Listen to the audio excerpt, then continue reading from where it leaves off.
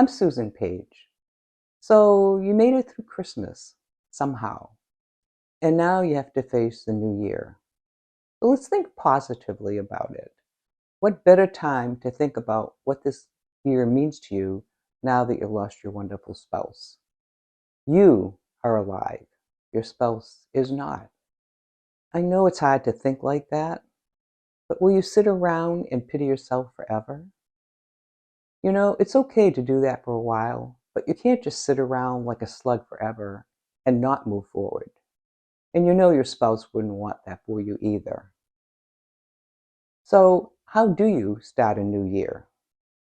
Most people make resolutions about losing weight, or being more fiscally responsible, or perhaps changing jobs. Most resolutions don't make it through the month of January, to be honest. It typically takes 6 weeks to change a habit. For you, think about the 3 themes I share in my book. Make these your New Year resolutions. Theme 1, it's all about you. This means putting yourself first, doing what works for you, and not letting others tell you what to do or how to grieve. So resolution 1 is focusing on you and what you need to do to be a healthy, thriving person in 2024. Theme 2, work through your grief, not around it. Instead of keeping busy and trying to avoid thinking about your spouse so you won't cry, sit still and reflect upon the life you had with your spouse. Journal about how you're feeling. Read a grief-related book.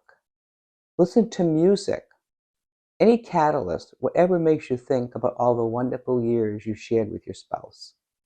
Or a few years if you didn't have too many years together. Of course you'll cry as you do this, but remember from an earlier video blog, tears, emotional tears, are healthy. They have a different chemical composition than other types of tears and can remove stress-induced toxic chemicals from your body. So do what I call the grief work, where you spend time each day journaling, reading, reflecting. So resolution 2 is to work through your grief every day for at least 3 to 6 months, perhaps a year. Theme 3, do one thing. Force yourself each day to do one thing.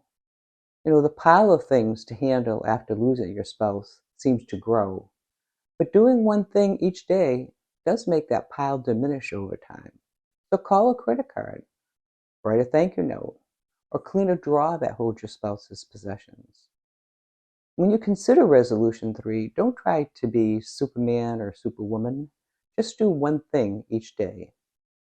What a great New Year resolution. Focus on regrounding yourself as the new year begins.